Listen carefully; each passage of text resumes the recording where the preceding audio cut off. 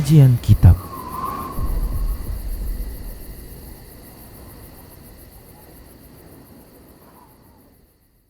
Bismillah, assalamualaikum warahmatullahi wabarakatuh. Innal hamdalillah nahmaduhu wa nasta'inuhu wa nastaghfiruh wa na'udzu billahi min shururi anfusina wa min sayyiati a'malina. Man yahdihillah fala mudhillalah wa man yudlilhu fala hadiyalah. Wa asyhadu an la ilaha illallah wahdahu la syarikalah wa asyhadu anna Muhammadan abduhu wa rasuluhu sallallahu alaihi wasallam. Qala Allah tabaraka wa ta'ala, ya ayyuhalladzina amanu taqullaha haqqa tuqatih wa la tamutunna illa wa antum muslimun. Ya ayyuhan nasu taqu rabbakumul ladzi khalaqakum min nafsin wahidah wa khalaqa minha zawjaha wa bassa minhuma rijalan katsiran wa nisaa'a. Wattaqullaha alladzi tasaaluna bihi wal arham innallaha kana 'alaikum raqiba. Ya ayyuhalladzina amanu taqullaha wa qulu qawlan sadida yuslih lakum a'malakum wa yaghfir lakum dhunubakum wa may yuti'illaha wa rasulahu faqad faza fawzan 'azima. Amma ba'd, fa inna asdaqal hadisi kitabullah wa khairal huda huda Rasulillahi sallallahu alaihi wasallam wa syarral umuri muhdatsatuha wa kullu muhdatsatin bid'ah wa kullu bid'atin dhalalah wa kullu dhalalatin finnar. Para muslim, para hamba Allah rahimani wa rahimakumullah, alhamdulillah kita bersyukur kepada Allah Subhanahu wa taala, zat yang masih terus memberikan berbagai kenikmatan dan kebaikan kepada kita, yang semua kenikmatan dan kebaikan itu datang darinya, dan bila kita mensyukurinya maka Allah akan menambahkannya. Selawat dan salam kita ucapkan untuk Nabi kita Muhammad sallallahu alaihi wasallam, teladan umat manusia yang bila diikuti petunjuk ajarannya maka kita akan selamat di dunia sampai ke kehidupan berikutnya. Para muslim rahimani wa rahimakumullah, para pemirsa Rosyad TV dan para pendengar Radio Medan Mengaji di mana saja Anda berada, a'azzani Allah wa iyyakum jami'ah. Kita akan lanjutkan pembahasan Aqidatut Tauhid, dan di antara inti dari pembahasan Aqidah Tauhid adalah permasalahan tentang ibadah. Karena di antara tauhid, macam-macam tauhid tersebut adalah tauhidul ibadah, yang nama lainnya adalah tauhidul uluhiyah, yaitu tauhid ibadah, mengesahkan Allah Subhanahu wa taala di dalam ibadah. Para muslim rahimani wa rahimakumullah, ibadah merupakan tujuan para hamba jin dan manusia, yang dua makhluk ini merupakan makhluk yang diciptakan oleh Allah Subhanahu wa taala, yang kelak mereka akan dimintai pertanggungjawaban di akhirat setelah kehidupan di dunia ini berakhir selesai. Maka dua makhluk ini, jin dan manusia, yang Allah Subhanahu wa taala ciptakan mereka adalah untuk tujuan yang satu ini, yaitu beribadah kepada Allah Subhanahu wa ta'ala. Allah Subhanahu wa ta'ala berfirman di dalam surah Adz-Dzariyat ayat 56. A'udzu billahi minasyaitonir rajim. Wa ma khalaqtul jinna wal insa illa liya'budun. Tidaklah kuciptakan jin dan manusia melainkan agar mereka beribadah kepadaku. Allah Subhanahu wa taala menjelaskan dalam ayat ini bahwa penciptaan jin dan manusia adalah bertujuan agar mereka beribadah kepada Allah Subhanahu wa taala, mengesahkan Allah Subhanahu wa taala di dalam ibadah, mengarahkan ibadah-ibadah, kegiatan-kegiatan yang itu merupakan status hamba, penghambaan diri mereka kepada Sang Pencipta, mereka, yaitu Allah tabaraka wa ta'ala. Karena sesungguhnya ibadah itu merupakan hak Allah subhanahu wa ta'ala. Hak Allah subhanahu wa ta'ala. Rasulullah sallallahu alaihi wasallam bersabda dalam sebuah hadis yang diriwayatkan oleh Imam Ahmad, Imam Bukhari, Imam Muslim dan yang lainnya, tatkala Rasulullah sallallahu alaihi wasallam membonceng Muadz ibnu Jabal radhiyallahu anhu di atas seekor keledai, maka Rasulullah sallallahu alaihi wasallam bertanya kepada Muadz radhiyallahu anhu, "Ma haqqullahi 'alal 'ibadi wa ma haqqul 'ibadi 'ala Allah?" Atau Rasulullah mengatakan sebelumnya, "Atadri ma haqqullahi 'alal 'ibad wa ma haqqul 'ibadi 'ala Allah?" Apakah engkau mengetahui apakah hak Allah Subhanahu wa taala atas hamba-hambanya dan apa hak hamba-hamba atas Allah Subhanahu wa taala? Maka Muadz bin Jabal radhiyallahu anhu menjawab, "Allahu wa rasuluhu a'lam." Allah dan Rasulnya yang tahu.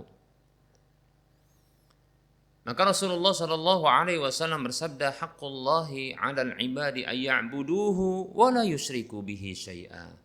Hak Allah atas hambanya. Hak Allah atas para hamba adalah mereka para hamba tersebut beribadah kepada Allah. Wala yusyriku bihi syai'a, dan tanpa mereka berbuat syirik sedikit pun kepadanya. Hak Allah Subhanahu wa taala adalah ibadah. Ibadah, seluruh ibadah para hamba itu adalah hak Allah Subhanahu wa taala, dan tanpa ada kesyirikan sedikit pun di dalam hal tersebut. Yaitu tidak menunjukkan satu ibadah pun kepada selain Allah Subhanahu wa taala, atau tidak menjadikan selain Allah Subhanahu wa taala di dalam tandingan-tandingan, ya, sebagai tandingan-tandingan bagi Allah Subhanahu wa taala untuk diibadahi, diarahkan ibadah itu kepadanya. Demikian. Yang hasilnya setelah ibadah ini diberikan hanya untuk Allah Subhanahu wa taala dan dipenuhi hak Allah Subhanahu wa taala berupa ibadah ini, maka berikutnya hamba-hamba tersebut akan mendapatkan haknya yang diberikan oleh Allah Subhanahu wa taala. Nabi Muhammad sallallahu alaihi wasallam bersabda, "Wa haqqul 'ibadi 'ala Allahi," dan hak para hamba atas Allah Subhanahu wa taala, alla yu'adziba man la yusyriku bihi syai'a. Allah Subhanahu wa taala, dia yaitu Allah Subhanahu wa taala tidak akan mengadab siapapun, siapa saja yang tidak berbuat syirik kepadanya. Demikian.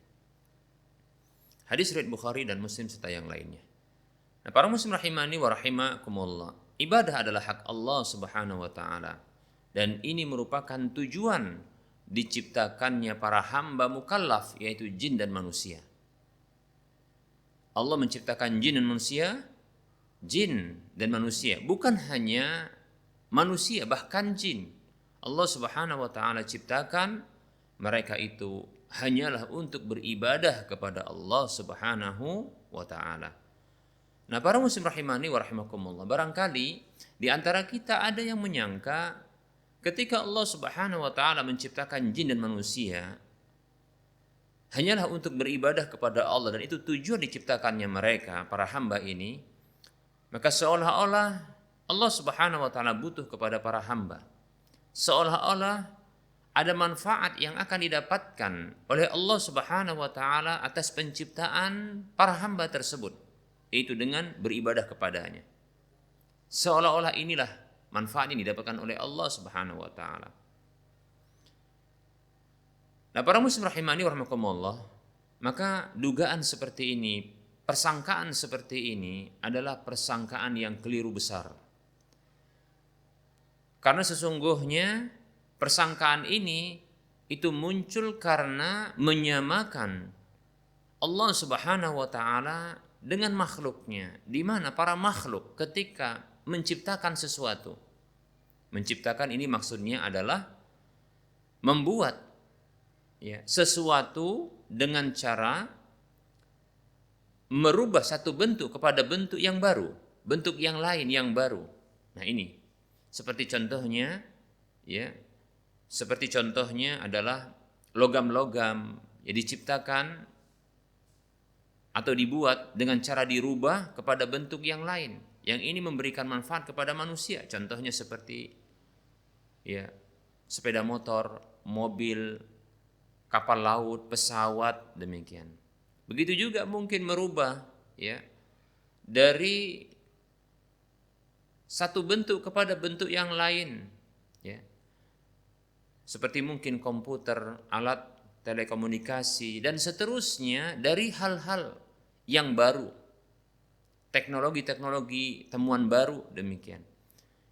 Nah, tentunya ketika manusia menciptakan hal ini, yaitu maksud menciptakan di sini adalah merubah bentuk dari satu bentuk kepada bentuk yang lain. Ya. Ini juga merupakan bentuk penciptaan. Karena Allah Subhanahu wa taala menciptakan manusia itu dengan merubah bentuk, yaitu bentuk tanah kepada bentuk manusia, seperti itu. Atau bentuk sperma, ya, air, mani itu kepada bentuk manusia. Nah, ini perubahan bentuk. Ini juga mencipta. Tentu saja penciptaan Allah Subhanahu wa taala lebih sempurna ketimbang penciptaan manusia. Demikian. Kita ungkapkan kalimat mencipta di sini karena yaitu merubah satu bentuk kepada bentuk yang lain, ya. Ini tajawuzan kita katakan sebagai majas saja, ya. Nah, ketika manusia mencipta atau lebih tepat adalah membuat karya, sesuatu yang baru, maka sesungguhnya itu dikarenakan adanya kebutuhan manusia terhadap sesuatu yang baru tersebut. Adanya kebutuhan dan keperluan, adanya manfaat yang akan didapatkan dari temuan-temuan baru ini. Benda-benda baru yang mereka buat seperti itu. Nah, oleh karenanya muncul dalam benak manusia ketika mendengarkan firman Allah Subhanahu wa taala, "A'udzu billahi minasyaitonir rajim wa ma khalaqtul jinna wal insa illa liya'budun." Dan tidaklah kuciptakan jin dan manusia melainkan agar mereka beribadah kepadaku. Maka muncul dalam benak para hamba ketika mendengarkan ayat ini seolah-olah Allah Subhanahu wa taala butuh kepada para hamba dan butuh kepada ibadah mereka. Demikian. Karena mereka menyamakan dengan manusia. Ketika manusia menciptakan sesuatu atau membuat sesuatu yang baru, maka itu disebabkan karena adanya kebutuhan mereka terhadap sesuatu yang baru tersebut. Maka kita katakan, laisa kamitslihi syai'. Laisa kamitslihi syai'. Allah mengatakan tidak ada sesuatu pun yang serupa dengannya. Ya. Tidak ada sesuatu pun yang serupa dengannya.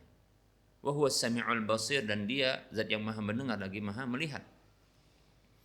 Demikian pula Allah Subhanahu wa taala berfirman, "Walam yakul lahu kufuwan ahad." Dan tidak ada sesuatu pun satu pun yang setara sebanding dengan Allah Subhanahu wa taala. Dan Allah mengungkapkan juga dengan bentuk pertanyaan, "Hal ta'lamu lahu samiyya?" Apakah engkau mengetahui adanya yang sebanding dan setara dengannya? Maka jawabannya tidak. Demikian. Nah, para muslim rahimani wa rahimakumullah. Nah, tentunya ini adalah satu yang keliru. Oleh karenanya Allah Subhanahu wa taala membantah di ayat yang setelahnya, yaitu di ayat yang ke-57 dan ke-58 dari surah Ad-Dariyat tersebut, setelah Allah menyebutkan firman-Nya, "A'udzu billahi minasyaitonir rajim wa ma khalaqtul jinna wal insa illa liya'budun." Tidaklah aku ciptakan jin dan manusia melainkan agar mereka beribadah kepadaku. Karena Allah Maha tahu bahwasanya nanti di kalangan para hamba itu ada yang berprasangka demikian, seolah-olah Allah butuh dengan para hamba dan ibadah mereka. Maka Allah Subhanahu wa taala menyebutkan di ayat yang setelahnya. Allah mengatakan, "A'udzu billahi minasyaitonir rajim. Ma uridu minhum mir rizqi wa ma uridu ay yut'imun. Innallaha huwar razzaqu dzul quwwatil matin." Ma uridu minhum min rizqin. Aku tidaklah menginginkan mereka itu memberikan rizki sedikit pun kepadaku. Ma uridu minhum min rizqin. Aku tidak menginginkan dari mereka rizki sedikit pun. Rizki, manfaat, Allah tidak inginkan. Bukan seperti manusia ketika para manusia itu membuat sesuatu yang baru, mencipta, kita katakan demikian. Mereka dikarenakan adanya kebutuhan terhadap sesuatu tersebut, yaitu kebutuhan untuk kebutuhan rezeki mereka. Demikian. Maka Allah membantah. Allah tidak sama dengan makhluknya. Allah tidak sama dengan ciptaannya. Ma uridu minhum min rizqin. Aku tidak ingin sedikit pun rizki dari mereka. Wa ma uridu ayyut'imun, dan tidaklah aku inginkan mereka memberi makan kepada aku. Manusia ketika menciptakan sesuatu, maka di antara tujuannya adalah agar mereka bisa mendapatkan uang yang dengannya memenuhi kebutuhan makan mereka, memenuhi kebutuhan rizki mereka. Demikian. Nah, para muslim rahimani wa rahmakumullah, Allah bantah dirinya tidak sama seperti makhluknya. Ketika Allah menciptakan, maka bukan dikarenakan hal tersebut. Demikian. Bahkan Allah Subhanahu wa taala yang mengatakan berikutnya di ayat yang ke-58, Allah mengatakan, Innallaha huwar razzaqu dzul quwwatil matin. Sesungguhnya Allah lah dialah zat yang memberi rezeki, yaitu yang memberikan rezeki kepada para hamba, jin dan manusia. Bahkan bukan hanya mereka, bukan hanya jin dan manusia, bahkan makhluk-makhluk yang lain yang Allah Subhanahu wa taala ciptakan. Allah yang memberikan rezeki kepada mereka. Bahkan Allah mengatakan, Innallaha huwar razzaq, ar-razzaq, yaitu sebuah isim dengan wazan fa'al yang dia bermuatan berlebihan. Ini termasuk sighah mubalaghah, fa'al, razzaq, yaitu zat yang dia berlebihan di dalam memberikan rizki, berlebihan. Bahkan bentuk berlebihan Allah Subhanahu wa taala dalam memberikan rizki adalah Allah masih senantiasa memberikan rizki kepada para hamba, walaupun para hamba tersebut diketahui oleh Allah bermaksiat kepadanya, durhaka kepadanya, membangkang kepadanya. Allah berikan rizki, Allah tanggung rizki, Allah menanggung rizki para hamba. Allah berfirman dalam surah Hud ayat 6, Allah mengatakan, A'udzu billahi minasyaitonir rajim. Wa ma min dabbatin fil ardi illa 'ala Allahi rizquha. Dan tidaklah ada satu makhluk pun yang ada di permukaan bumi ini kecuali atas Allah tanggungan rezekinya. Allah tanggung rezekinya. Allah tanggung rezeki mereka, para hamba. Demikian, para muslim rahimani wa rahimakumullah. Jadi bukan karena Allah butuh kepada mereka, bahkan Allah Subhanahu wa taala menanggung rezeki mereka. Selama mereka hidup, maka Allah Subhanahu wa taala yang menanggung rezeki mereka. Allah jamin rizki mereka. Bahkan rizki itu ada bersama dengan adanya kehidupan.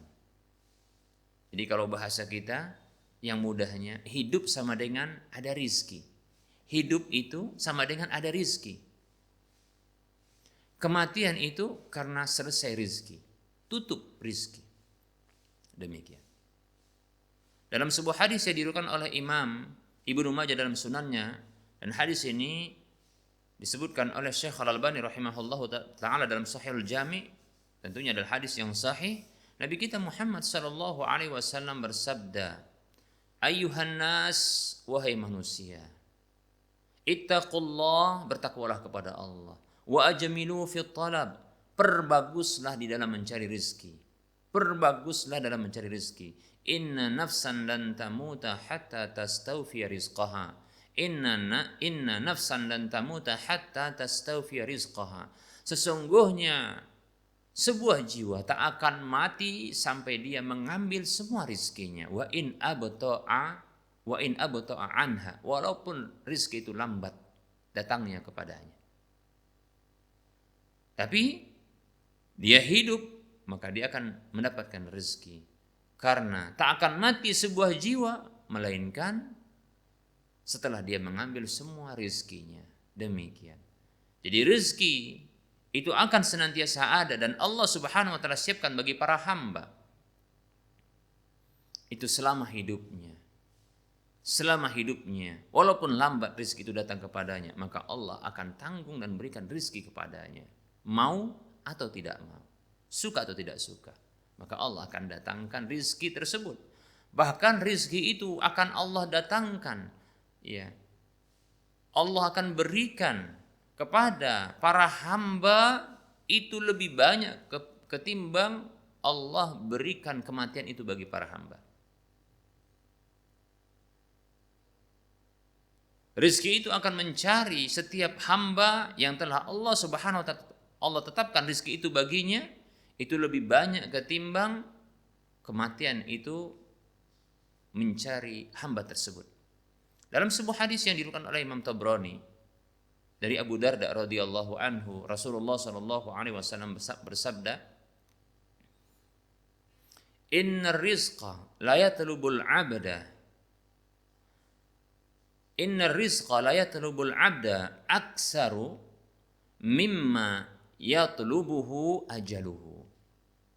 Kata Nabi SAW, sesungguhnya rizki itu benar-benar akan mencari hamba, seorang hamba itu lebih banyak ketimbang ajalnya, kematian itu mencari hamba tersebut.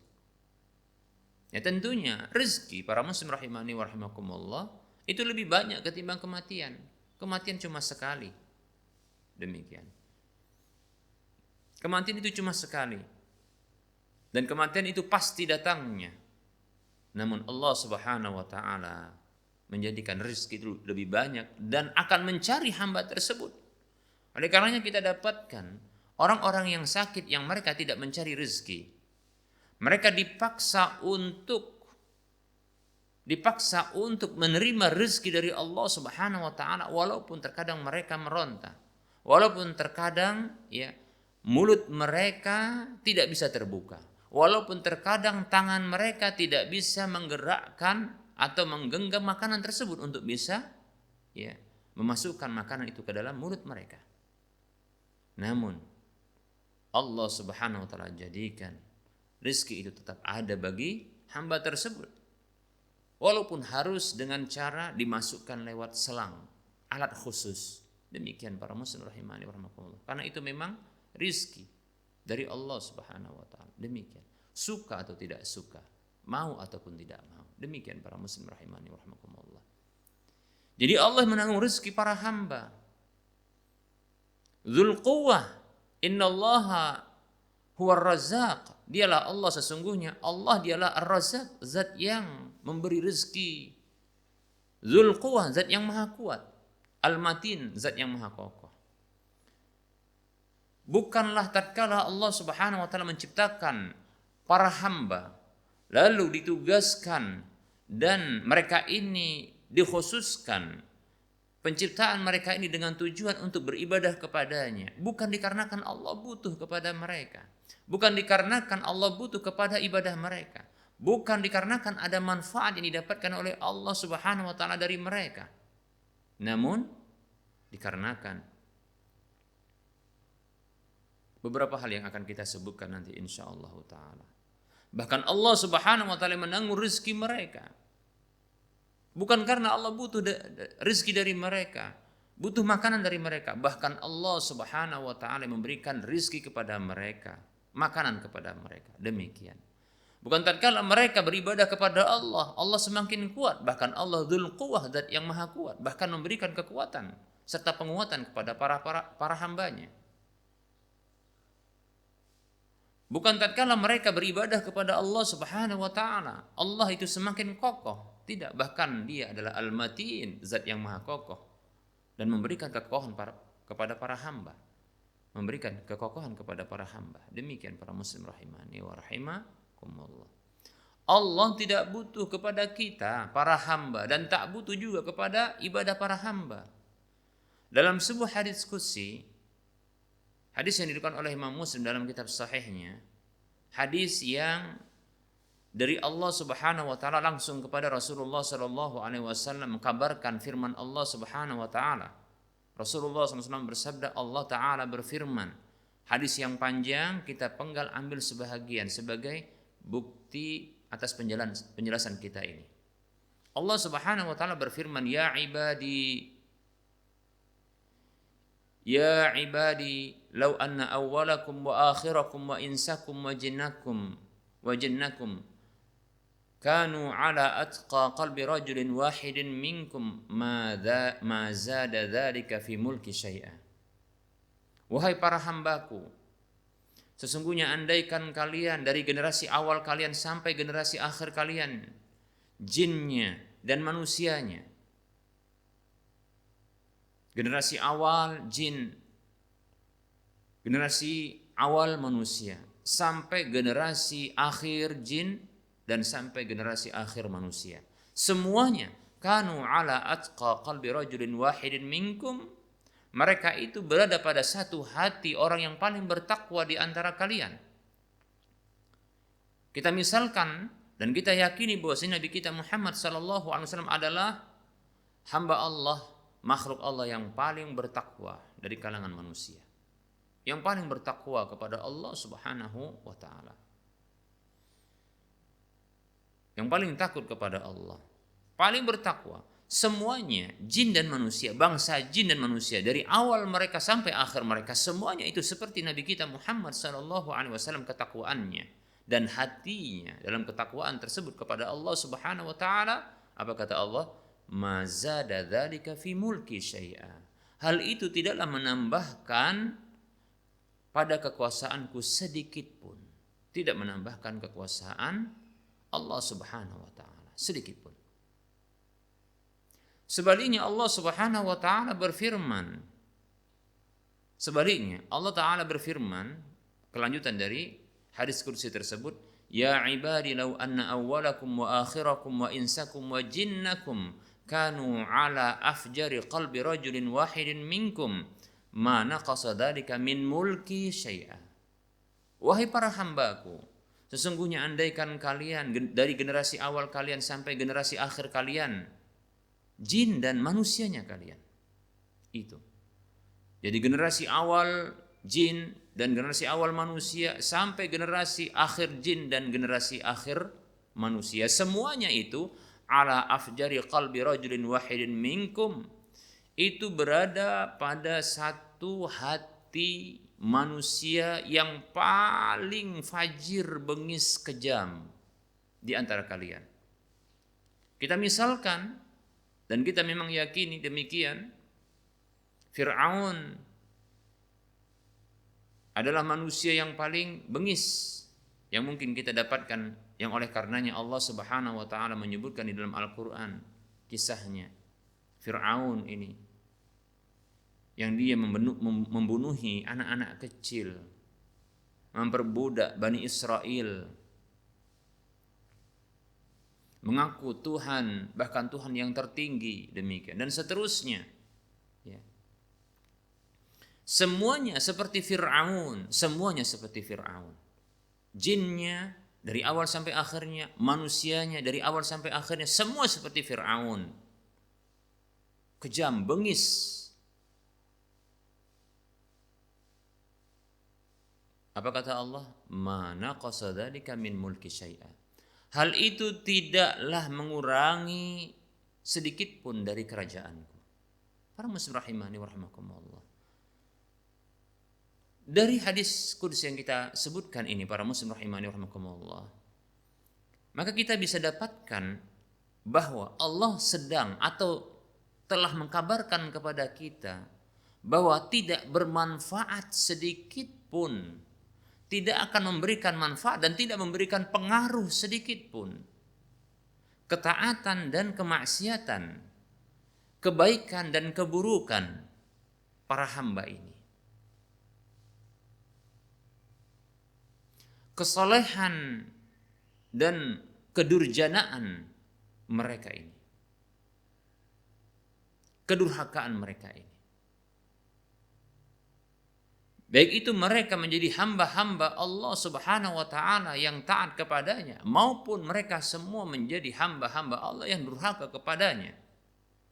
Maka ini tidaklah memberikan pengaruh sedikit pun bagi Allah Subhanahu wa taala di dalam kekuasaan Allah Subhanahu wa taala.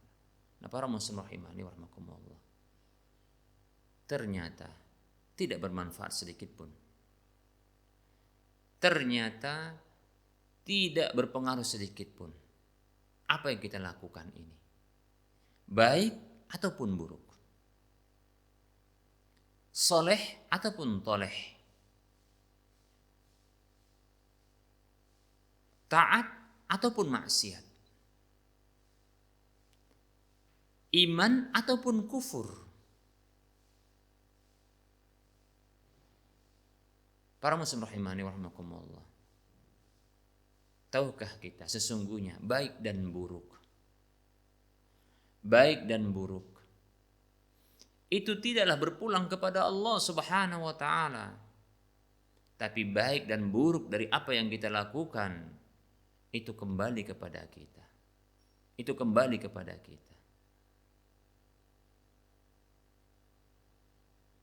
Para muslim rahimani wa rahimakumullah, demikian pula tatkala Allah Subhanahu wa taala memerintahkan ibadah kepada kita, para muslim rahimani wa rahimakumullah, maka itu karena keinginan Allah Subhanahu wa taala ingin menyempurnakan kebaikan kepada para hamba. Inilah di antara hikmah mengapa Allah Subhanahu wa taala menuntut dari hamba itu berbagai hal yang itu kembali kepada muatan ibadah kepadanya.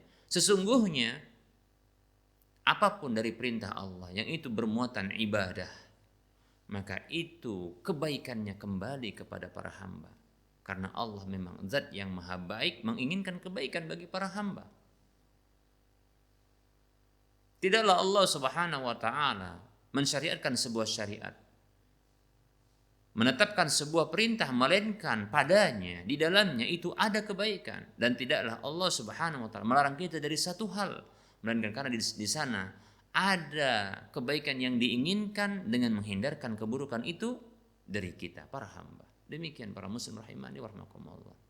Baik dan buruk yang kita lakukan, baik dan buruk dari amal yang kita kerjakan, maka ini kembali kepada kita, berpulang kepada kita. Allah tabaraka wa taala berfirman di dalam surah Al-Baqarah ayat 286, Allah mengatakan, A'udzu billahi minasyaitonir rajim. Laha ma kasabat wa 'alaiha maktasabat. Bagi jiwa tersebut kebaikan yang dia usahakan, dan atas jiwa tersebut tanggungan keburukan yang dia upayakan. Baik dan buruk maka ditanggung oleh hamba tersebut, jiwa tersebut. Demikian para muslim rahimani wa rahimakumullah. Dan hal yang senada Allah Subhanahu wa taala sebutkan di dalam surah Al-Isra ayat 7, Allah mengatakan, A'udzu billahi minasyaitonir rajim. In ahsantum ahsantum li anfusikum wa in asa'tum falaha. Bila kalian berbuat kebaikan, sungguh kalian telah berbuat kebaikan untuk diri kalian sendiri. Dan bila kalian berbuat keburukan, maka itu juga untuk diri kalian sendiri. Para muslim rahimani wa rahimakumullah, Allah adalah zat yang maha baik, Al-Muhsin. Allah Subhanahu wa taala adalah zat yang memberikan, Al-Mu'ti, berbagai hal. Maka bila Allah Subhanahu wa taala menuntut dari kita satu hal yang itu tercakup bermuatan ibadah, maka sesungguhnya karena Allah ingin menyempurnakan kebaikan itu kepada para hambanya, untuk hambanya. Karena Allah Subhanahu wa taala mencintai para hamba. Nah, para muslim rahimani wa rahimakumullah.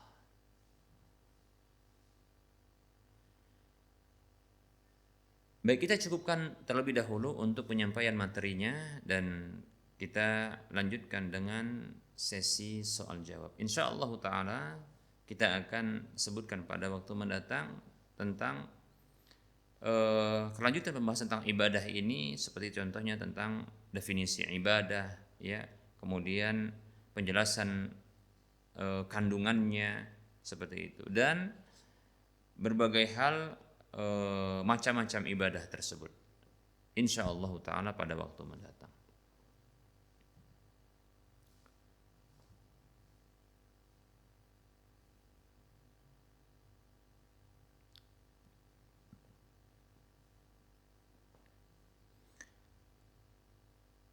Ada pertanyaan di sini.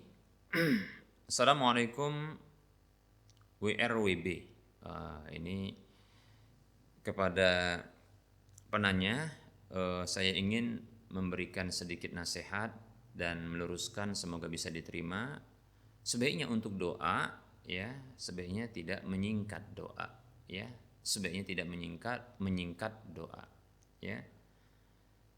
Karena tentunya permintaan kita, doa ini adalah lafaz yang mesti disebutkan secara jelas, ya. Karena salam itu merupakan doa, ya.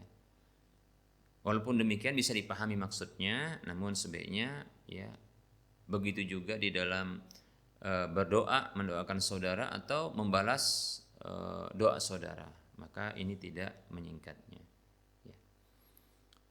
Baik, saya jawab. Waalaikumsalam warahmatullahi wabarakatuh. Saya hamba Allah dari Riau. Pak Ustadz dulu waktu hamil bertengkar dengan suami sampai suami berkata dengan kalimat keinginan untuk melukai kepalanya, ya, seperti itu. Ada ungkapan yang disebutkan tapi agak kasar, ya, saya tidak ingin menyebutkannya, tapi keinginan untuk melukai kepala sang istri hingga anak lahir umur 2,5 tahun belum bisa ngomong, belum bisa berbicara. Apakah ada hubungan dengan omongan suami waktu hamil dulu, Pak Ustadz? Karena dulu saya sedih dan menangis. Ya, syukran, jazakumullahu khairan. Afwan wa anti fajazakillahu khairah. Berarti yang bertanya ini adalah seorang wanita. Bagi ibu yang bertanya ini, semoga Allah Subhanahu wa taala memberikan ketabahan dan kesabaran kepada ibu, ya, di dalam menghadapi suami yang mungkin tidak sesuai dengan keinginan ibu, ya. Maka yang pertama sekali saya sampaikan adalah bersabar selalu, ya, dan menyabarkan diri juga, ya, bersabar dan menyabarkan diri selalu, ya, karena memang hidup ini adalah ujian, dan ujian ini diantaranya adalah menghadapi segala hal yang tidak disukai, yaitu dengan kesabaran. Demikian, terus bersabar, ya, karena sesungguhnya, ya, balasan sabar itu adalah surga. Allah Subhanahu wa taala berfirman dalam surah Al-Insan ayat 12, Allah mengatakan, A'udzu billahi minasyaitonir rajim wa jazahum bima sabaru jannata wa harira. Dan dia, yaitu Allah Subhanahu wa taala, membalas mereka, ya, bima sabaru, disebabkan kesabaran mereka dahulu di dunia, jannata wa harira, dengan surga dan sutra. Demikian, ya. Ini balasan, ya, balasan bagi orang yang sabar. Oleh karenanya saya wasiatkan, saya nasihatkan diri saya sendiri, demikian pula kepada siapapun yang mendengarkan kajian ini, untuk bersabar, bahkan bersabar sampai ke surga. Demikian, karena balasannya adalah surga. Demikian, bahkan Allah Subhanahu wa taala akan membalas, ya, kesabaran seorang hamba itu dengan pahala tanpa batas. Dalam surah dalam surah, ya, dalam surah yang disebutkan ayat ke-10, Allah Subhanahu wa taala berfirman, innama yuwaffas sabiruna ajrahum bighairi hisab. Allah Subhanahu wa taala berfirman yang artinya,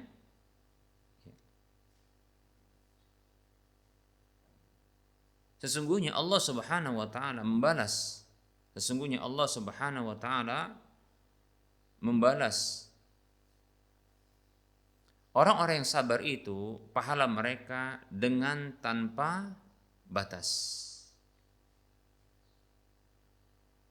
Sesungguhnya Allah Subhanahu wa taala membalas ya orang-orang yang sabar itu pahala mereka tanpa batas. Itu dalam surah Az-Zumar ayat 10 ya. Surah Az-Zumar ayat 10. Balasan yang tanpa batas. Demikian para muslim rahimani wa rahimakumullah. Maka bersabarlah. Ini nasihat saya yang pertama. Yang kedua adalah senantiasa mendoakan kebaikan untuk diri sendiri, begitu juga kebaikan untuk sang suami. Ya, begitu juga untuk anak-anak, untuk keluarga yang lainnya. Ya, mohonkan ampun. Bisa jadi Allah sebutkan, Allah balas atau Allah Subhanahu wa taala hadirkan ya suami dengan sikap yang buruk ini mungkin dikarenakan keburukan-keburukan kita dahulu. Oleh karenanya ya senantiasa mohon ampun kepada Allah Subhanahu wa taala atas dosa-dosa. Mungkin Allah sayang sama kita, ingin menghapuskan dosa-dosa dengan musibah yang ditimpakan kepada hamba tersebut. Seperti itu. Ya. Demikian. Karena disebutkan dalam satu hadis, ya, innallaha idza ahabba qauman ibtalahum. Sesungguhnya Allah Subhanahu wa taala apabila mencintai satu kaum, maka Allah menguji mereka. Demikian, memberikan bala musibah kepada mereka. Seperti itu, ya. Maka bersangka baiklah bahwasanya memang Allah ingin menghapuskan dosa-dosa kita. Seperti itu, ya. Maka mohon ampun kepada Allah Subhanahu wa taala atas dosa-dosa. Semoga Allah segera menghilangkan ya bala musibah tersebut. Begitu juga mohonkan ampun untuk dosa-dosa suami yang sebelumnya mohonkan ampun untuk dosa-dosa kedua orang tua kita. Demikian pula ya memohon ya kebaikan, rahmat dan kebaikan agar Allah berikan kepada diri sendiri, suami, anak-anak, keturunan, kedua orang tua dan seterusnya, karib kerabat yang terdekat dan kaum muslimin seluruhnya. Demikian ya. Ini yang kedua yang saya nasihatkan. Yang ketiga, ya, balaslah keburukan suami dengan kebaikan, ya. Mudah-mudahan dengan hal itu pula dia akan ya berubah, mendapatkan hidayah. Demikian. Nah, doa tadi jangan lupa juga doa untuk hidayah ya. Doa perbaikan, doa hidayah agar berubah hatinya. Ya. Doakan sang suami tersebut agar mendapatkan hidayah petunjuk dari Allah Subhanahu wa taala menjadi suami yang saleh, demikian pula suami yang penyayang ya, bertanggung jawab terhadap anak dan istrinya. Demikian. Ya. Nah, kemudian seperti tadi ya, maka balaslah keburukan suami dengan kebaikan. Itu menjadikan diri semakin salihah. Tidak banyak membantah. Jika memang seandainya disakiti oleh suami, maka mengadulah kepada Allah, tapi berdoalah kebaikan. Ya, bukan doa keburukan.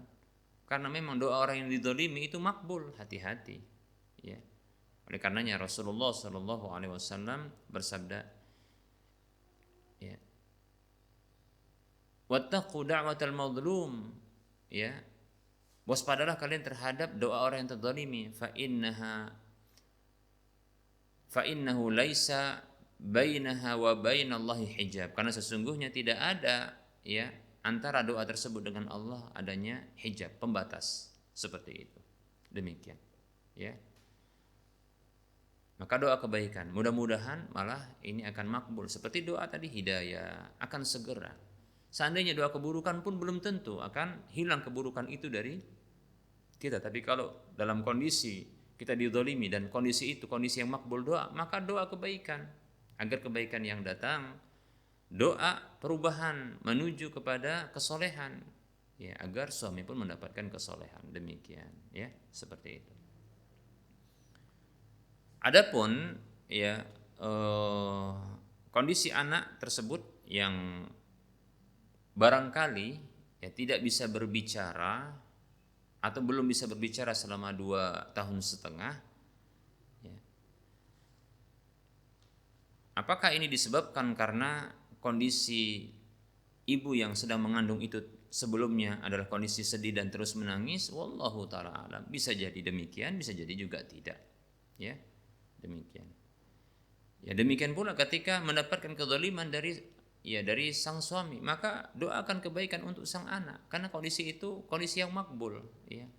Ya Allah, jadikanlah anak ini anak yang soleh atau solihah, demikian, seperti itu. Berikanlah kesehatan kepadanya, lindungilah dia dalam kebaikan, nah seperti itu, ya. Sempurnakanlah, ya, anggota tubuhnya, seperti itu. Fungsikanlah, ya,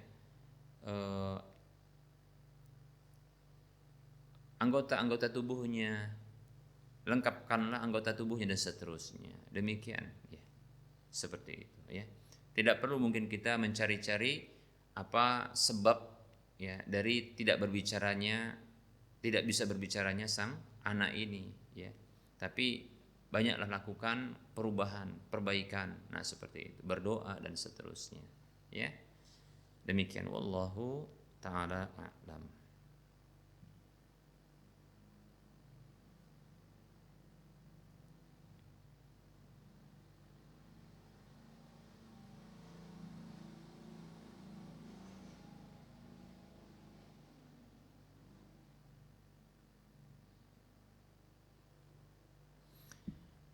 Baik, ada pertanyaan, ya, terkait dengan rokok. Ya, ketika sang pemilik toko, ya, ketika sang pemilik toko ini sedang pergi, ya, saya pun sering menjaga toko, ya, begitu. Yaitu tokonya milik kakaknya. Apakah saya berdosa apabila melakukan transaksi jual beli rokok? Nah, demikian. Minta solusinya Ustadz. Syukran. Afwan, ya. Baik, ya. Pendapat yang benar, ya, tentang rokok itu adalah haram. Ya. Tentang rokok, ya, adalah haram. Bahkan dari berbagai tinjauan. Ya. Dari dalil Al-Quran, dalil syar'i. Dalil syar'i itu ada dalil Al-Quran dan hadis. Kita akan sebutkan, ya. Dalil itu banyak, ya. Ada dalil namanya syar'i. Dalil syar'i, ya. Dalil syar'i itu dalil dari sang peletak syariat, itu Allah Subhanahu wa taala, demikian pula Rasulullah sallallahu alaihi wasallam. Oleh karenanya berarti firman Allah dan sabda Rasulullah. Demikian pula ada dalil namanya dalil akal, dalil fitrah. Ya, demikian pula dalil wakil, kenyataan, seperti itu. Kalau kita mungkin sebutkan ada tinjauan, ya, syar'i, ada tinjauan medis contohnya, ya. Baik, para muslim rahimani warahmatullah, kita akan sebutkan yang pertama dalil syar'i dari Al-Qur'an. Allah Subhanahu wa taala berfirman, "Wala taqtulu anfusakum innallaha kana bikum rahima." Sesungguhnya Allah Subhanahu wa taala berfirman, ya, wala taqtulu anfusakum, janganlah kalian membunuh diri-diri kalian sendiri. Sesungguhnya Allah Maha Penyayang terhadap kalian. Mungkin ada yang mengatakan begini, ya. Di dalam Al-Qur'an tidak didapatkan dalil-dalil yang mengharamkan secara jelas gamblang tentang rokok tersebut. Ya. Tidak disebutkan contohnya innad dukhana haramun, nah begitu. Tidak ada dalil seperti itu kata orang yang membolehkan, ya, yang membolehkan atau tidak mengharamkan. Seperti itu.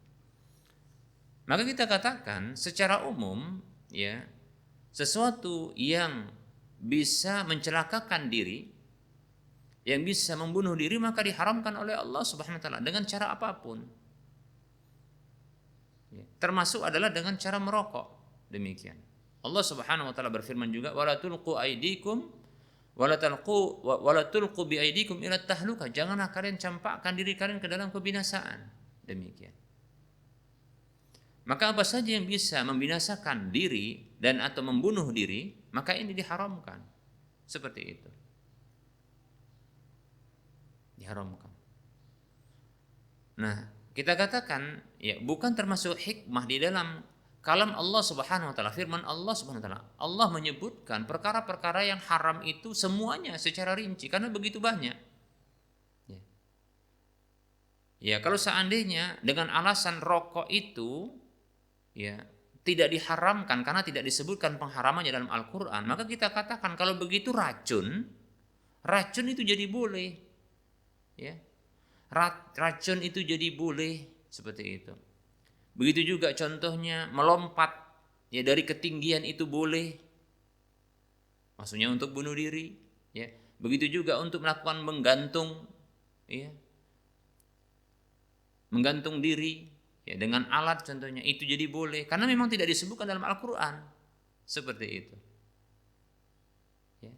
Walaupun secara secara khusus dalam hadis ya disebutkan bahwasanya ya kalau orang yang membunuh dirinya dengan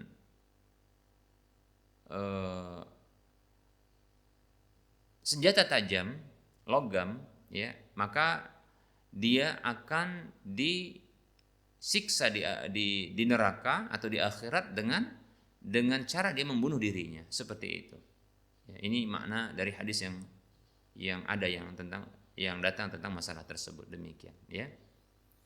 Tapi dalam Al-Qur'an ya tidak disebutkan tata cara khusus untuk melukai atau memudaratkan diri, begitu juga membunuh diri, demikian.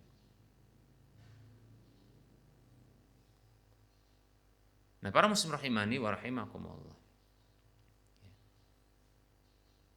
Maka kita katakan kalau demikian racun akan menjadi halal. Demikian, kan seperti itu. Karena tidak disebutkan secara gamblang dalam Al-Qur'an tentang pengharamannya. Kalaulah rokok itu ya dengan alasan tidak disebutkan dalam Al-Qur'an pengharamannya, maka menjadi halal. Demikian, ya. Namun ada kaidah umum. Nah, ini adalah hikmah dari apa yang terdapat dalam Al-Qur'an, di mana ya ini termasuk keindahan dalam Al-Qur'an. Al-Qur'an itu menyebutkan terkadang bersifat kaidah-kaidah, aturan baku dan umum sifatnya.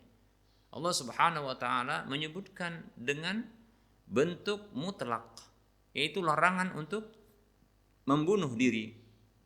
Maksudnya berarti dengan cara apapun. Demikian. Termasuk dengan rokok. Bahkan ya kita katakan iklan rokok pada waktu-waktu terdahulu ya pernah menyebutkan ya merokok itu membunuhmu. Nah, seperti itu. Karena memang demikian. Ya. Itu tinjauan medis, fakta di lapangan seperti itu. Walaupun tidak kontan, namun pasti tapi perlahan. Demikian. Para muslim rahimani wa rahimakumullah. Itu Al-Qur'an. Hadis juga sama. Bahkan Rasulullah SAW bersabda dalam sebuah hadis yang diriwayatkan oleh Imam Daruqutni. Dia mengatakan la darara wa la dirara. Ya. Tidak ada kemudaratan diri, tidak boleh ada kemudaratan pada diri dan tidak boleh memudaratkan orang lain. Tidak ada satupun dalil kecuali hadis ini yang sangat tepat bagi rokok. Yang sangat tepat, bersesuaian. Karena ternyata menurut penelitian medis ya rokok itu mengancam jiwa pelakunya, demikian pula orang yang di sekitarnya. Disebut ada istilah namanya perokok pasif dan ada perokok aktif. Perokok aktif adalah pelakunya, orang yang merokok. Perokok pasif adalah orang di sekitarnya yang menghirup asap rokok. Demikian. Ini berarti pelakunya memudaratkan diri, adapun ya orang lain di sekitarnya ya dimudaratkan ya oleh orang yang merokok tersebut. La darara wa la dirara. Tidak boleh memudaratkan diri dan tidak boleh pula memudaratkan orang lain. Seperti itu.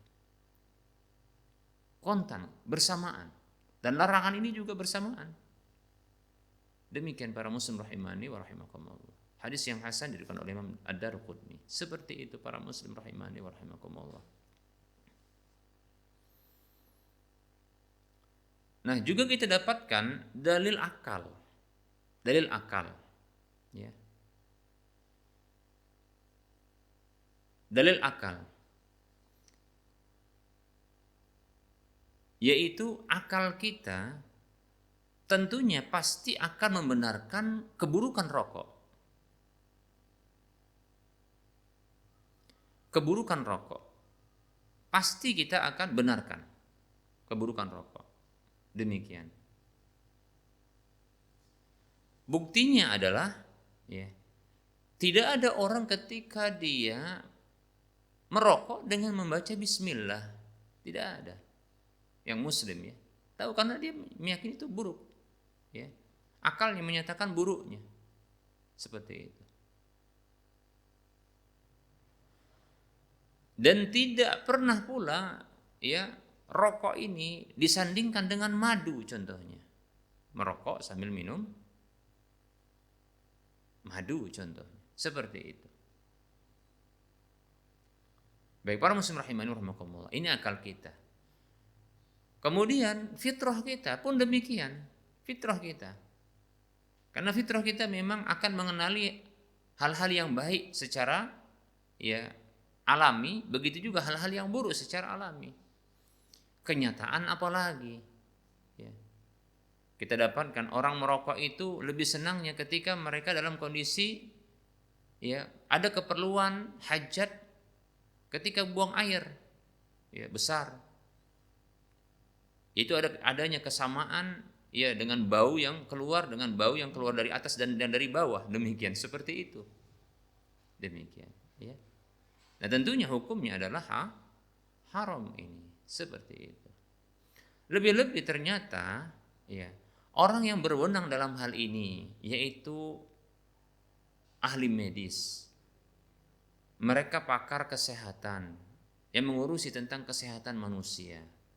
Tidak ada di antara mereka yang waras. Ya. Tidak ada di antara mereka yang menyatakan ya, dalam kondisi mereka itu waras, dalam kondisi mereka itu ya mengemban amanah yang dipikirkan kepada mereka, yang mengatakan bahwasanya rokok itu baik. Tidak ada.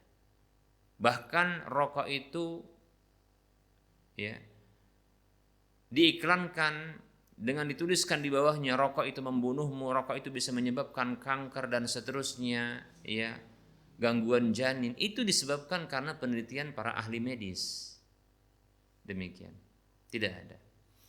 Adapun mungkin para ahli medis yang mungkin mereka mengatakan tidak masalah ya.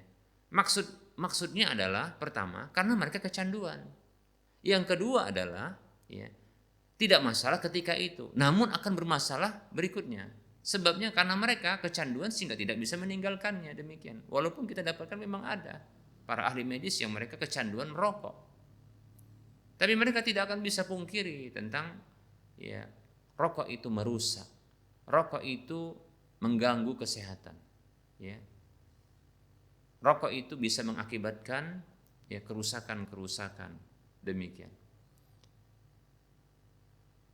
Dan rokok itu memang bisa membunuh. Demikian para muslim rahimani wa rahimakumullah. Nah, dengan fakta-fakta yang ada seperti ini, maka pantaslah para ulama mereka itu mengharamkan. Demikian untuk semua kalangan. Ya.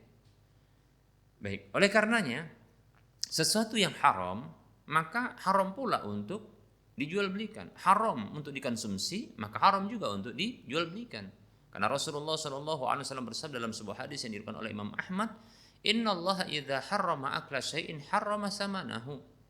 Sesungguhnya Allah Subhanahu wa taala apabila mengharamkan mengkonsumsi sesuatu, maka Allah mengharamkan jual belinya.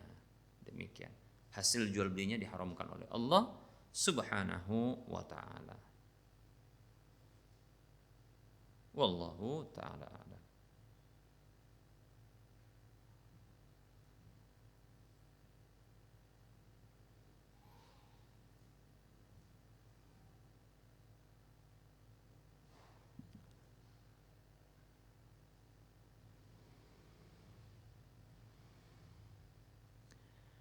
Ada pertanyaan di sini lumayan panjang, kita akan bacakan. Assalamualaikum. Waalaikumsalam.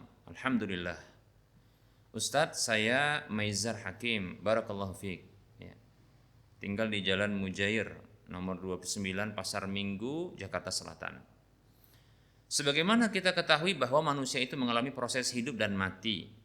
Di dalam sebuah kajian dikatakan nanti orang yang mati itu ingin dikembalikan ke dunia ini, guna ingin menebus kealfaan selama hidupnya, mungkin karena kurang beramal atau berbuat kebaikan lainnya yang tak sempat ia berbuat kebaikan selama hidupnya.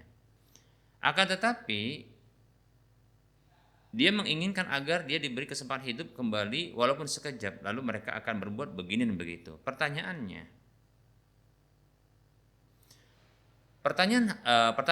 hal ini bisa kita peroleh dalam Al-Quran atau keterangan dari hadis? Ya, Rasulullah SAW. Baik, ya.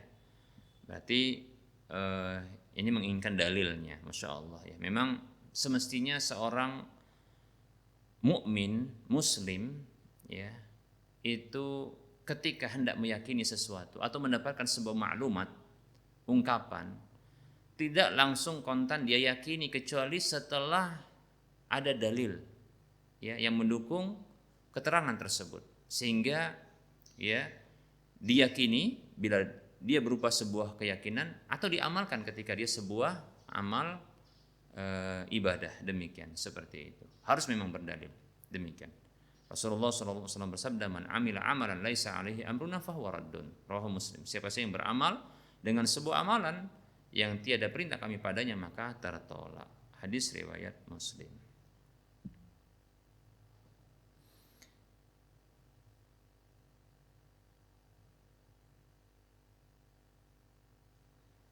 Baik, kita akan sebutkan, ya, di antara dalilnya, ya, di antara dalil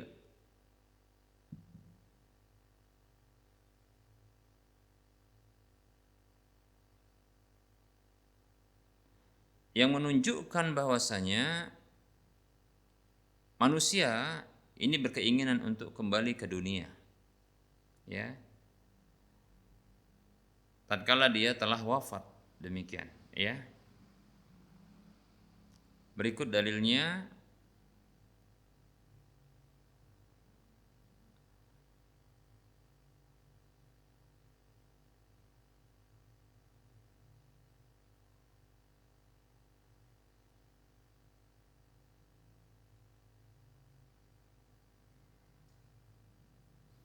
Dalam surah Al-Munafiqun ayat 10, Allah Subhanahu wa taala berfirman, baik, kepada saudara kita yang bertanya ini, perhatikan surah Al-Munafiqun ayat 10.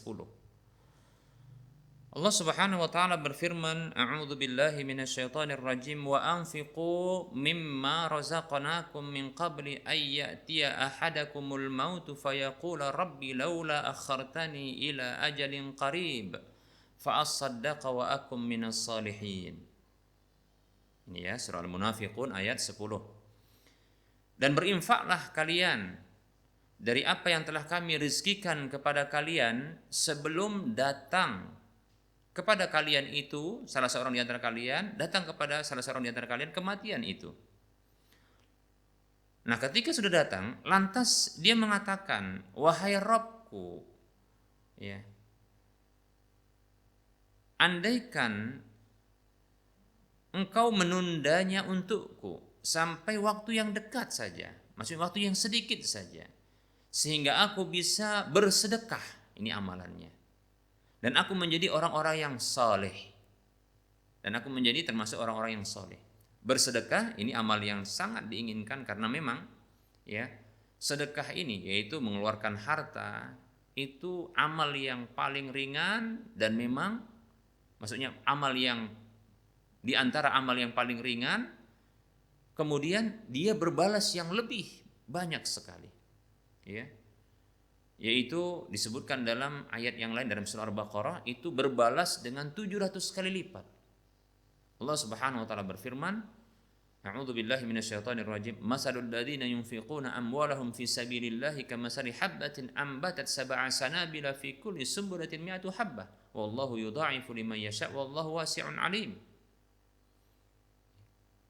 Permisalan orang-orang yang berinfakkan hartanya di jalan Allah Subhanahu wa taala, ya ini seperti ya contohnya bersedekah juga. Ya.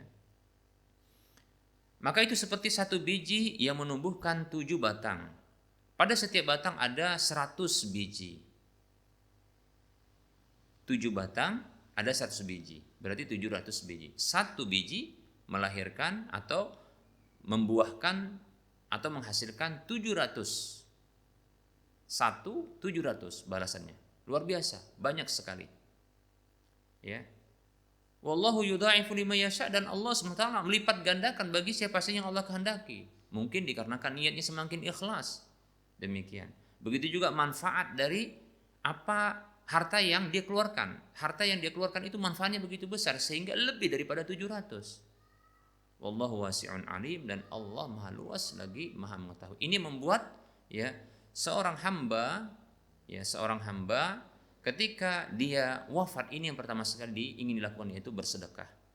Wa aku minas sholihin, dan agar aku menjadi orang yang termasuk orang-orang yang soleh, yaitu ingin melakukan amal-amal soleh yang lainnya seperti itu. Nah, ini dalil dari Al-Quran, yaitu surah Al-Munafiqun ayat 10 yang menunjukkan bahwasanya orang yang telah wafat itu menginginkan dia agar bisa hidup kembali, lalu dia beramal kebaikan.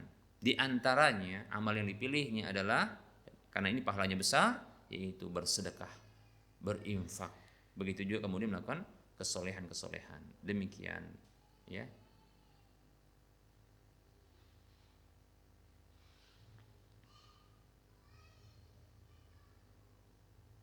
Jadi dalil dari satu hadis saja ya, dari Al-Qur'an saja, yaitu surah Al-Munafiqun ayat 10. Demikian ya.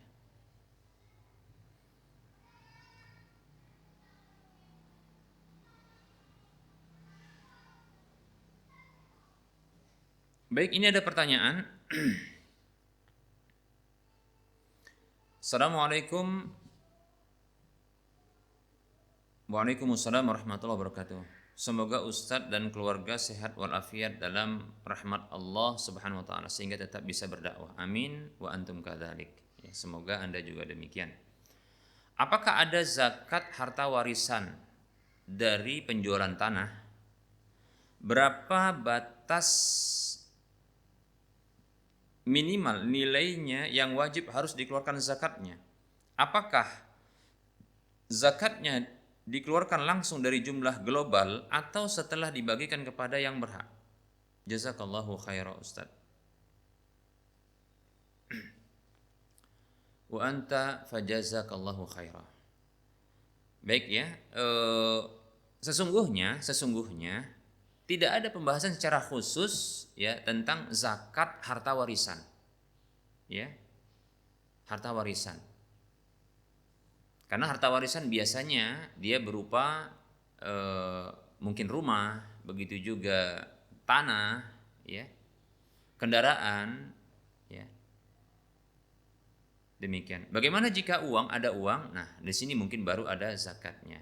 Artinya seperti ini, yaitu akor, yang kata para ulama akor, ya, yaitu harta atau barang-barang yang dia tidak bergerak, ya, seperti rumah tadi, ya, tanah, demikian dan yang semisalnya. Maka hukum asalnya memang tidak ada zakatnya. Namun, ya, bila harta warisan itu berupa uang, atau berupa emas dan perak, maka baru ada zakatnya bila terpenuhi nisabnya dan haulnya. Apa itu nisab? Batas minimal harta yang wajib dizakati. Apa itu haul? Yaitu bila telah mencapai 1 tahun. Demikian. Ya. Jadi harta warisan dilihat apakah dia yang ditinggalkan oleh orang yang meninggal dunia tersebut adalah berupa emas dan perak. Jika betul emas dan perak, maka kita lihat ya syarat-syaratnya. Demikian. Begitu juga uang, ya. Kita katakan bila yang ditinggalkan dari harta tersebut berupa warisan, bila berupa emas dan perak atau uang, maka dilihat apakah terpenuhi syaratnya. Ada dua syaratnya. Syarat yang pertama adalah nisab, yaitu batas minimal harta yang wajib dizakati. Kemudian yang kedua haul, yaitu dia mencapai 1 tahun. Adapun untuk nisab emas adalah 85 gram emas 24 karat. Yang aslinya di 20 dinar sama dengan 85 gram emas 24 karat. Demikian. Tinggal dikalikan saja berapa 1 gramnya saat ini. Ya, seperti itu. Kalau dia berupa uang.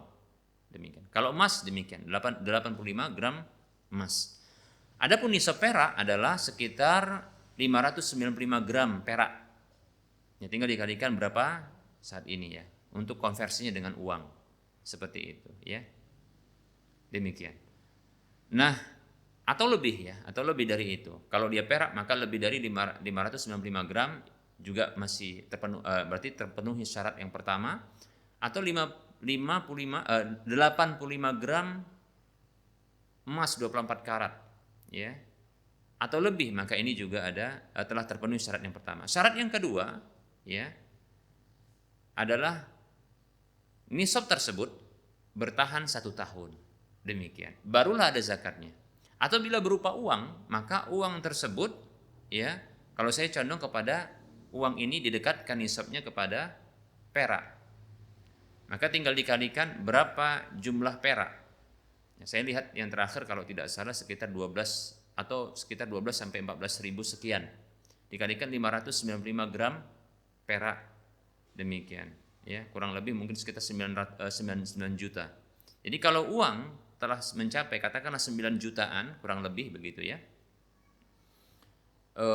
Dan dia bertahan dalam 1 tahun semenjak dia berjumlah 9 juta atau lebih ya, dan sudah bertahan 1 tahun ini, maka di sini wajib untuk dikeluarkan zakatnya. Demikian. Begitu juga apabila zakatnya berupa pertanian dan buah-buahan ya, maksudnya bila harta warisan tersebut berupa pertanian dan buah-buahan, maka begitu jatuh panennya, masa panennya, maka dilihat nisabnya. Nisabnya apabila nisabnya telah sampai 750 kg, maka baru ada zakatnya. Kalau tidak, maka tidak ada zakatnya. Demikian. Dan uang tadi juga sama. Kalau kurang dari 9 juta, maka tidak ada zakatnya. Kalau emas tadi kurang dari 85 gram, maka tidak ada zakatnya. Kalau perak kurang dari 595 gram, maka tidak ada zakatnya. Seperti itu. Atau belum sampai 1 tahun, maka tidak ada zakatnya. Demikian. Ya. Begitu juga kalau seandainya ternyata di antara harta warisannya adalah binatang ternak, namun harus terpenuhi syaratnya. Ya, binatang ternak itu unta, tapi tidak mungkin ya punya peliharaan unta. Begitu juga sapi atau kambing. Minimalnya, nisabnya, batas minimal harta yang wajib dizakati. Kalau unta 5 ekor. Kalau sapi 30 ekor. Kalau dia kambing 40 ekor. Dan itu bertahan sampai 1 tahun. Kemudian hewan-hewan ini digembalakan, maka masing-masingnya ada zakatnya. Kalau tidak ada seperti itu, yang ada Ustadz rumah, kemudian mobil, begitu juga contohnya ruko, toko, begitu juga contohnya tanah. Maka rumah, lahan atau mobil, kendaraan ini sesungguhnya asalnya tidak ada zakatnya. Adapun kalau ada perniagaan, ya maka ini seperti biasa. Perniagaan, maka pendapat yang kuat adalah ada zakatnya. Ya, ada zakatnya. Dan itu disamakan dengan zakat emas dan perak. Ya, karena dia turunan dari zakat emas dan perak, demikian perniagaan itu. Seperti itu, ya. Adapun tadi kita katakan seperti rumah, jika harta warisan tersebut berupa rumah, demikian tanah, begitu juga mobil dan harta-harta yang lain yang disebut dengan akor, barang-barang yang barangkali tidak bisa bergerak sendiri, begitu ya.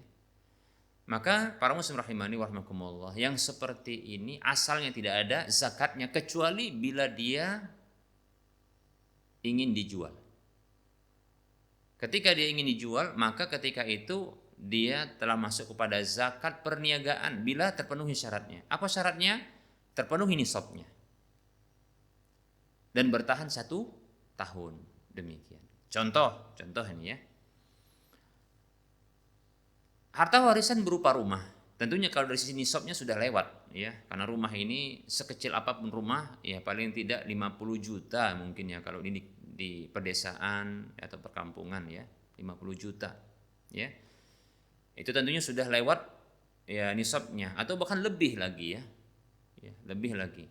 Nah, kemudian bertahan 1 tahun, yaitu mulai dari diiklankan sampai laku terjual itu ada 1 tahun, maka ketika itu ada zakatnya. Namun bila kurang dari 1 tahun, contohnya begitu diiklankan beberapa bulan atau kurang dari 1 tahun sudah laku, maka tidak ada zakatnya. Demikian. Maka ini berlaku juga bagi tanah dan seterusnya, mobil dan seterusnya. Demikian. Wallahu taala alam. Barangkali ini yang bisa saya sampaikan ya. Mudah-mudahan bermanfaat. Mohon maaf atas segala kekurangan, kesalahan dan kekeliruan. Itu datangnya dari saya pribadi dan bisikan syaitan. Kepada Allah saya mohon ampun, kepada para pemirsa dan para pendengar sekalian saya mohon maaf. Wassallallahu ala Muhammad wa ala alihi wa ashabihi ajma'in. Subhanakallahumma wa bihamdika asyhadu an la ilaha illa anta astaghfiruka wa atubu ilaika walhamdulillahi rabbil alamin. Assalamualaikum warahmatullahi wabarakatuh.